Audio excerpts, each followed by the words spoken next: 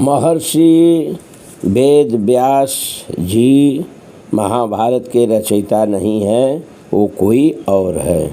संत श्री रामपाल जी महाराज की वाणी। यहाँ श्रोताओं, संत श्री रामपाल जी महाराज ऐसा कहते हैं कि जो महाभारत लिखा गया, जो है रचा गया महर्षि व्यास के द्वारा, वो महर्षि व्यास नहीं रचे थे। इनके रूप में वो कोई और जो है शरीर में प्रवेश करके रचा था। तो आइए जानिए वो कौन था जो रचा था जो है। इसका ये प्रमाण भी दे रहे हैं श्रोताओं। जैसा कि मैं बार बार कह रहा हूँ, इनका कहना है कि श्री कृष्ण भगवान गीता नहीं सुनाए हैं, उनके शरीर में प्रवेश करके वो काल ब्रह्म सुनाया है अर्जुन को। तो यहाँ भी वही बात हुई जो है श्रोताओं, वेद व्यास जी ने नहीं लिखे, इनके शरीर में प्रवेश करके वो काल ब्रह्म वही जो है लिखा और वही जो है बताया कि परमात्मा कैसा है, उसकी भक्ति कैसी करनी है, ये सब वर्णन जो है पूजा विधि सब कुछ बताया है। ध्यान देना श्रोताओ, काल ब्रह्म कह रहा है, वो बता रहा है अपनी भक्ति करने के लिए, पूर्ण परमात्मा की प्राप्ति के लिए नहीं। तो पूर्ण ब्रह्म की भक्ति के लिए श्रोताओं, पवित्र गीता अध्याय 4 श्लोक 34 में गीता बोलने वाला वो ब्रह्म जो है क्षर पुरुष स्वयं कह रहा है कि पूर्ण परमात्मा की भक्ति प्राप्ति के लिए किसी तत्वदर्शी संत को ढूंढ लो, फिर वह जैसे बताए वैसे करो। अर्थात श्रोताओं, रामपाल जी महाराज, संत श्री रामपाल जी महाराज का कहना है कि कोई तत्वदर्शी संत ढूंढना चाहिए। अभी तक कोई तत्वदर्शी संत नहीं मिला है। सब नकली संत इस समय पृथ्वी पर आ गए हैं। वे अपना प्रचार कर रहे हैं और नकली तरीके से जो है नामदानी दे रहे हैं, इसलिए लोगों की मुक्ति नहीं हो रही है। लोग कष्ट पर कष्ट झेलते जा रहे हैं। तो श्रोताओं, यहाँ पर जो है मैं बार बार कह रहा हूँ कि करारा प्रहार कर रहे हैं भारतीय संतों और महात्माओं को। इनका कहना है कि ये सब जितने संत अभी तक हैं सब नकली हैं, इनको कुछ पता ठिकाना है ही नहीं कि परमात्मा प्राप्ति के लिए क्या किया जाए, कैसे किया जाए। तो ये प्रमाण दे रहे हैं, जैसे गीता अध्याय 4 श्लोक 34 में कहें जो है।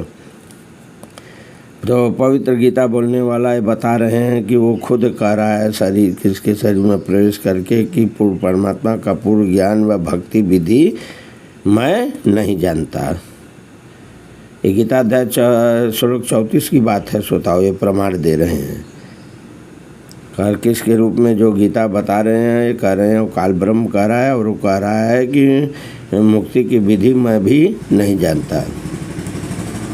अपनी साधना के बारे में गीता अध्याय 8 के श्लोक 13 में कहा कि मेरी भक्ति तो केवल एक ओम अक्षर है।